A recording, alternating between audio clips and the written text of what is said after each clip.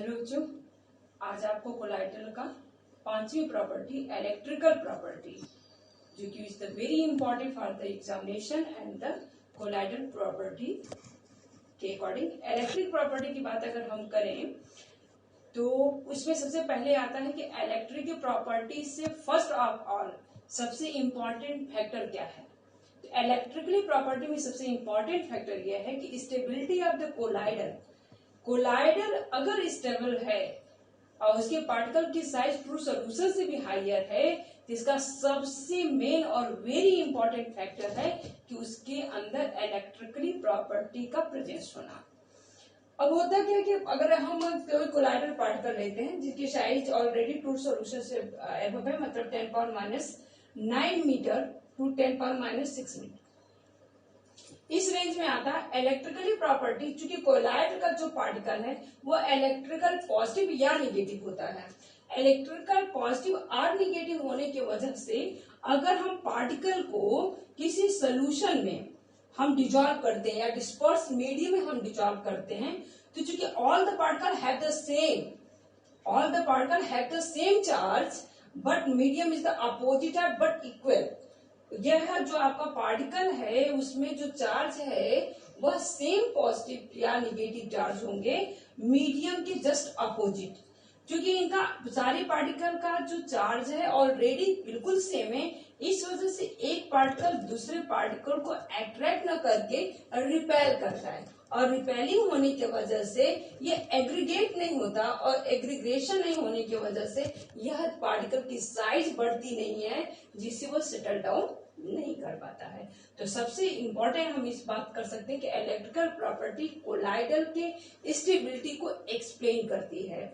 और कि in general question होता है कि कोलाइडल का पार्टिकल अगर एग्रीग्रेशन करता है तो कुछ टाइम बाद उसको सेटल डाउन हो जाना चाहिए, लेकिन पार्टिकल पर पॉजिटिव और निगेटिव जो भी चार्ज आपने डेवलप किया इसके अकॉर्डिंग वो पार्टिकल एक पार्टिकल दूसरे पार्टिकल को रिपेल करता है। रिपेल करने के होने की वजह से एग्रीग्रेशन ही होता है। तो हम ये कह सकते हैं कि स्टेबिलिटी में सबसे इंपॉर्टेंट फैक्टर जो है वो इलेक्ट्रिकली प्रॉपर्टी का है।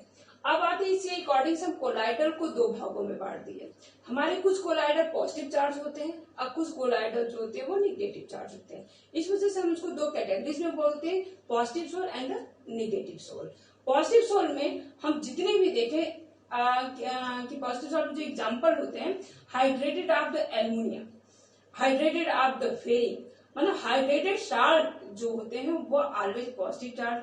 हीमोग्लोबिन पॉजिटिव सोल पाए गए हैं और जो आपका बेसिक डाई है वो भी आपका पॉजिटिव सोल पाया गया है। वहीं निगेटिव सोल की बात हम करें तो मैटिक सल्फाइड जो है वो निगेटिव चार्ज में आता है। एसिड डाइट जो होती है वो आपका निगेटिव चार्ज में आती है। स्टार्च भी जो होता है, स्टार्च सोल्यूशन जो होता है वह भी आपका निगेटिव चार्ज सोल है, निगेटिव चार्ज सोल है।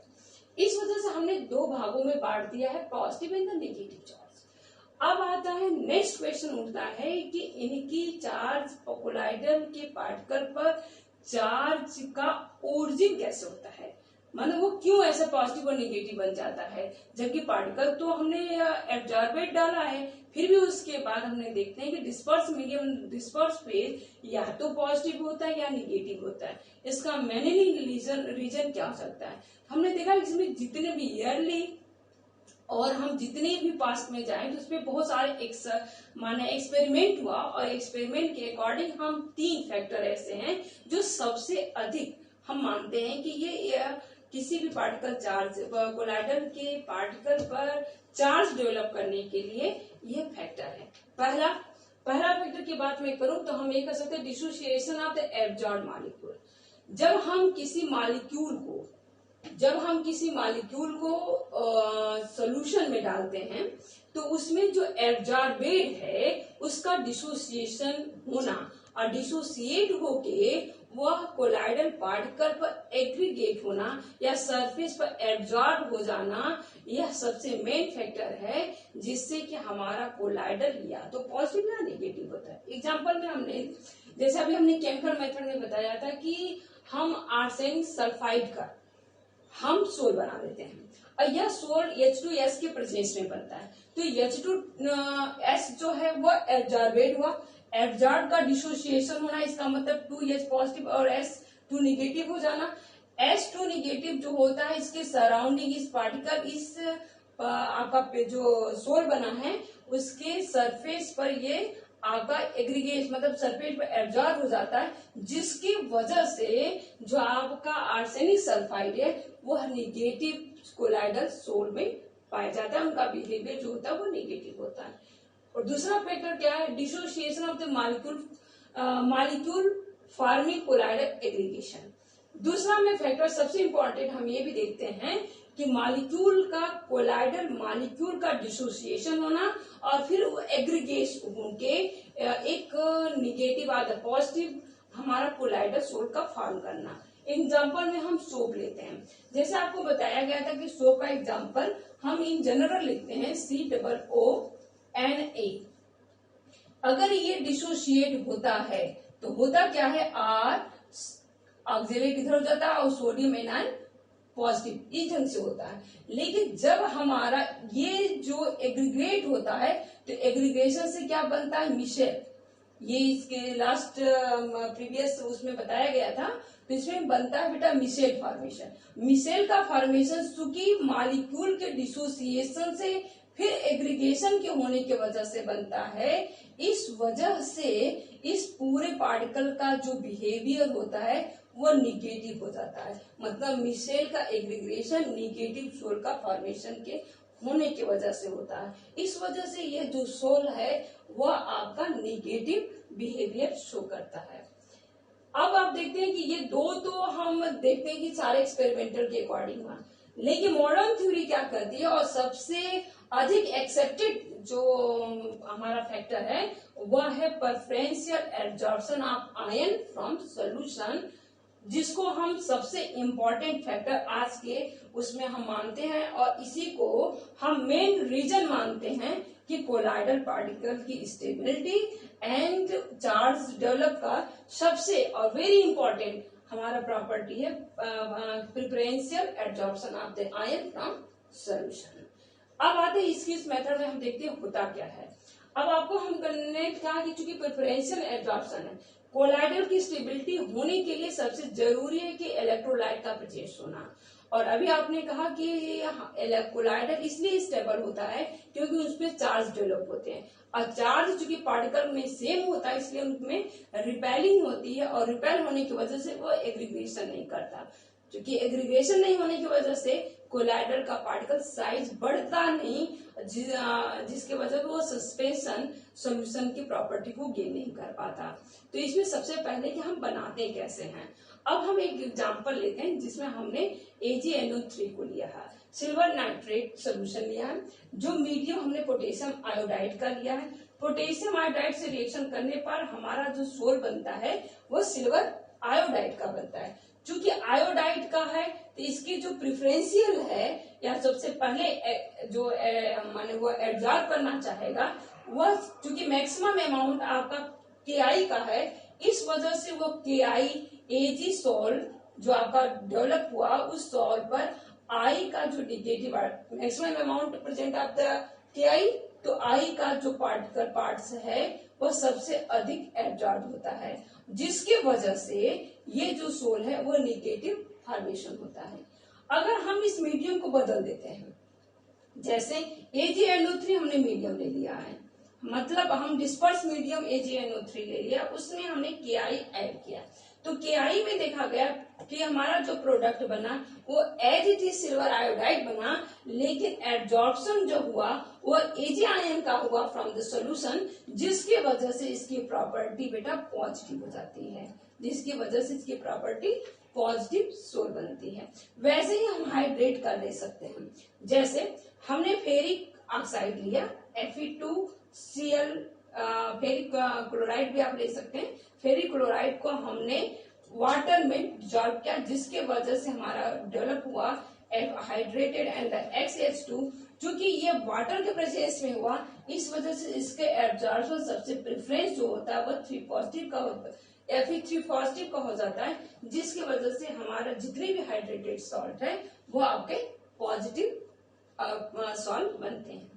इसमें जो होता है कि चूंकि आपका एक कोलाइडल पार्टिकल्स जो है वह ion from the solution absorb करते हैं, इसके वजह से फिर ये जो है जस्ट अपना अपोजिट एक आयन भी रिप्रेजेंट करता है जो सॉल्यूशन में प्रेजेंट होता है, जिसे हमने इसमें Ag पॉजिटिव किया। फिर इसके बाद आपने कहा NO3 भी निगेटिव को सेकेंड लेयर में ये एब्जॉर्ब करता है, क्योंकि पॉजिटिव और निगेटिव का बैलेंस होना जरूरी है, तभी हमारा कोलाइडल सोल्यूशन जो होता है वो न्यूट्रल हो पाएगा।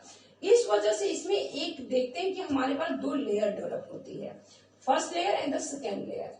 पार्टिकल के ऊपर हमारा फर्स्ट लेयर और सेकेंड लेयर डेवलप होती है, मतलब AI के ऊपर फिर एब्जॉर्प्शन एग्रीगेशन होता है, जिसकी वजह से हमारे दो लेयर डेवलप होते हैं, फर्स्ट लेयर और सेकेंड लेयर। यह फर्स्ट और सेकेंड लेयर को हम बोलते हैं हेल्महोल्ट्ज इलेक्ट्रिक डबल लेयर। इस लेयर के प्रेजेंस के होने की वजह से हमारा जो कोलाइडल सोल है वह जो आपका स्टेबल होता है।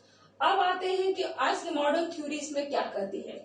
मॉडर्न थ्योरी कहती है कि चूंकि आपका पॉजिटिव और निगेटिव जो एग्रीगेशन दो लेयर बनते हैं, उनके बनने के होने की वजह से इन दोनों आयन के बीच में पोटेंशियल डिफरेंस होता है, और पोटेंशियल डिफरेंस होने की वजह से इसका नाम जेटा पोटेंशियल लेयर, या हम इसको कहते हैं kinetic electrically kinetic potential layer.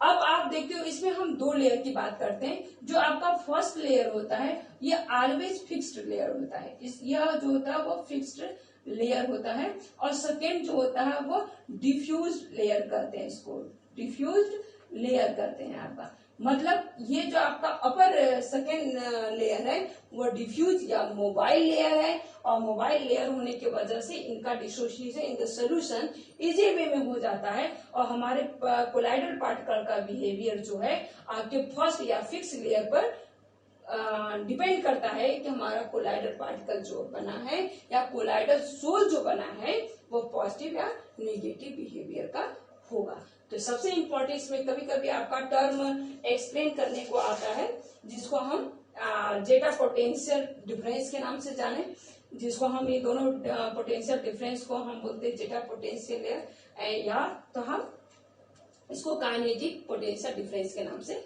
जानते हैं। ये जो सबसे इम्पोर्टेंट फैक्टर है, यह फैक्टर जो आज मॉडर्न थ्योरी भी इसको एक्सेप्ट करती है कि किसी भी कोलाइडल सॉल्यूशन का बनना या कोलाइडल सोल का बनना preferential absorption of the ion के होने की वजह से बनता है, जिसकी वजह से स्टेबिलिटी ये गेन करता है कोलाइडल पार्टिकल। तो वेरी इंपॉर्टेंट। सेकेंड आते हैं इलेक्ट्रिकल प्रॉपर्टी में ही हमारा सेकेंड आता है इलेक्ट्रोफोरेसिस, इलेक्ट्रोफोरेसिस प्रोसेस। आप देखते हो कि इलेक्ट्रोफोरेसिस में होता क्या है कि यह जो पार्टिकल्स हैं ये हमने इस ढंग से एक अपरेटस लिया, और अपरेटस में हमने दो इलेक्ट्रोड लगा दिया, जिसमें आपने कहा कि हमने इधर इसको कैथोड इधर लगाया और एनोड इधर लगा दिया, तो इसमें हमने सोल्यूशन भर दिया और इसमें एक प्लेट डाल दिया गया है इलेक्ट्रोड का। और इस प्लेट पर देखा गया कि सम टाइम आफ्टर इस प्लेट पर कुछ पार्टिकल का एग्रीगेशन होता है, क्योंकि जो हमारा कोलाइडल सोल इसमें भरा गया है बेटा, जो कोलाइडल सोल है वो अपने बिहेवियर के अकॉर्डिंग जस्ट अपोजिट इलेक्ट्रोड पर ये डिपॉजिट होता है, जिससे हम ये प्रूफ करते हैं कि जो कोलाइडल पार्टिकल्स हैं इन पार्टिकल्स पर चार्ज होता है, और यह चार्ज का डिसोसिएशन होता है, जिसके होने की वजह से यह जस्ट अपोजिट इलेक्ट्रोड पर डिपॉजिट होते हैं। इस फिनोमिना को या हम कह सकते हैं इलेक्ट्रिकल जो आपका कोलाइडल पार्टिकल है इलेक्ट्रिकली प्रेजेंस अगर मूवमेंट करता है तो उस मूवमेंट को हम इलेक्ट्रोफोरेसिस कहते हैं। सेकेंड आता है, इसी पर हम आते हैं इलेक्ट्रो ऑस्मोसिस की बात करते हैं। अब आपने अभी देखा कि कोलाइडल पार्टिकल का movement presence of the electrode, तब तो आपने इलेक्ट्रोफोरेसिस वर्ड यूज किया, लेकिन अगर हम किसी अपरेटस के प्रेजेंस में, मतलब हमने अगर एनिमल मेम्ब्रेन ले लिया, यहाँ सोल प्रेजेंट कर दिया और इलेक्ट्रोड लगा रखा बेटा, ये आपने सेमी परमेबल रखा दिया और ये आपका सोल्यूशन है और ये जो आपका है, क्योंकि जो ऑस्मोसिस का इलेक्ट्रोऑस्मोसिस को एक्सप्लेन करने के लिए हम देखते हैं क्या है कि कोलाइडल पार्टिकल क्योंकि साइज जो होती है वह आपके क्रिस्टलॉइड पार्टिकल की साइज से बड़ी होती है, जिसके वजह से वह एनिमल मेम्ब्रेन से पास थ्रू नहीं हो सकता है। लेकिन अगर हम डिस्पर्स मीडियम की बात करें तो वो पास आउट हो जाता है। तो इलेक्ट्रो के प्रेजेंस में आपका जब हमारे कोलाइडल का सोल्यूशन डिस्पर्स मीडियम का मूवमेंट होता है तो उसको हम बोलते हैं ऑस्मोसिस। अब इसमें होता क्या बेटा कि इसमें हमने सोल ले लिया है और यहाँ आपने मेम्ब्रेन लगा रखा है, एनिमल मेम्ब्रेन लगा रखा है, और इसमें ये हमने एक वेसल्स ले लिया जिसमें हमने वाटर लेवल भर रखा है, ये पर वाटर है। अब वाटर होने के वजह से ये मूवमेंट हम देख सकते हैं। अब आपने क्या किया कि इसमें एक वाटर का एंट्रिंग पॉइंट आपने जोड़ा और वाटर का एक ओरिजिनल लेवल इस ढंग से आपने मेंटेन कर रखा है, ओरिजिनल लेवल इस ढंग से। अब आपने इस चैम्बर में 2 इलेक्ट्रोड लगा दिए, आपने इस चैम्बर में 2 इलेक्ट्रोड लगा दिए हैं, इलेक्ट्रोड पॉजिटिव और नेगेटिव लगाए। देखा गया कि जो हमारा सोल है वह सोल का जो मीडियम है, क्योंकि आपने कहा कि सोल अगर पॉजिटिव होता तो all the particle have the positive but medium with different and equal charge. तो आपने कहा कि जैसे ही हमारा सोल अगर पॉजिटिव है तो हमारा मीडियम जो होगा वो निगेटिव होगा। निगेटिव होने की वजह से इसमें जो मीडियम है वो मीडियम मेम्ब्रेन के होने के वजह से ऑलवेज पॉजिटिव की ओर मूव करता है, और पॉजिटिव की ओर मूव करने की वजह से हम ये देखते हैं कि इस साइड का वाटर लेवल तो बढ़ जाता है लेकिन इस साइड का वाटर लेवल धीरे धीरे डिक्रीज हो जाता है, जिससे हम इस प्रोसेस को कहते हैं इलेक्ट्रोऑस्मोसिस प्रोसेस। मतलब इलेक्ट्रोऑस्मोसिस में डिस्पर्स मीडियम का movement presence of the electrode is called the electroosmosis. फिर लेफ्ट कुछ टाइम बाद इसमें सिर्फ सोल बचते हैं, सोल पार्टिकल्स बचते हैं जिसको हम इक्वल या सुटेबल मीडियम में बना के उन सोल को हम बना सकते हैं। इससे ये प्रूफ होता है कि इनके पार्टिकल में just opposite charge according to medium पाया जाता है। Take care, have a nice day.